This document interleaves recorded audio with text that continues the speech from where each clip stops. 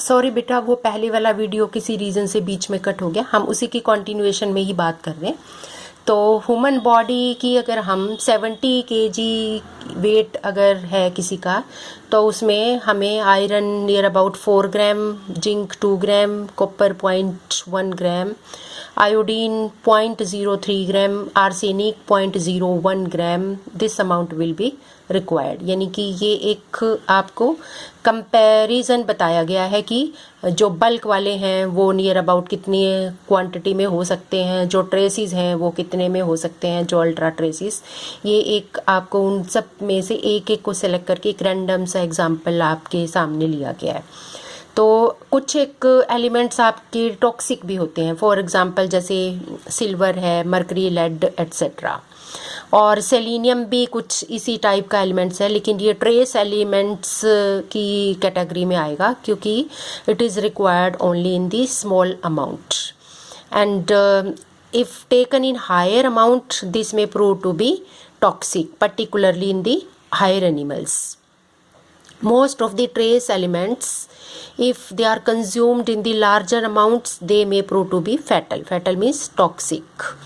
अगर हम उनकी थोड़ी सी कंसंट्रेशन हायर रख लें तो टॉक्सिसिटी बढ़ जाएगी, अगर हम कंसंट्रेशन कम रखें तो डेफिशिएंसी हो जाएगी।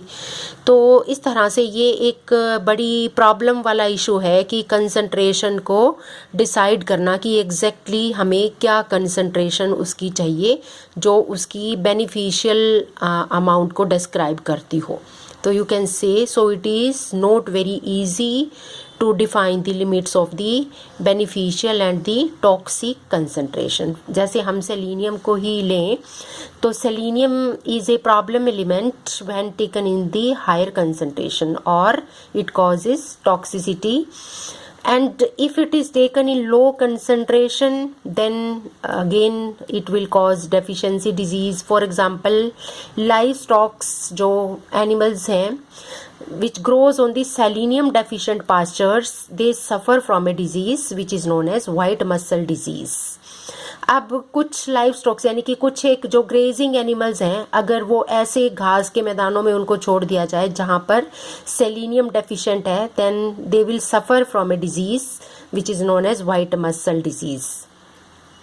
और ह्यूमन बींग्स में अगर सेलेनियम की डेफिशिएंसी होगी तो यहाँ पर एक हार्ट से रिलेटेड डिजीज़ होगी, that is known as Keshan disease. Keshan is the name of the country जहाँ पर सबसे पहले इस डिजीज़ का पता लगा था, and this is what, this is the degenerative conditions of the heart tissues या कंजेस्टिव हार्ट टिश्यूज़ की प्रॉब्लम इसमें हो जाएगी।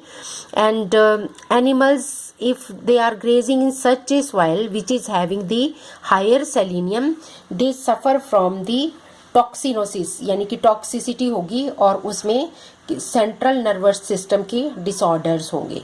तो this was all about some elements which are highly toxic and some trace elements if taken in the higher concentration they may also prove to be toxic.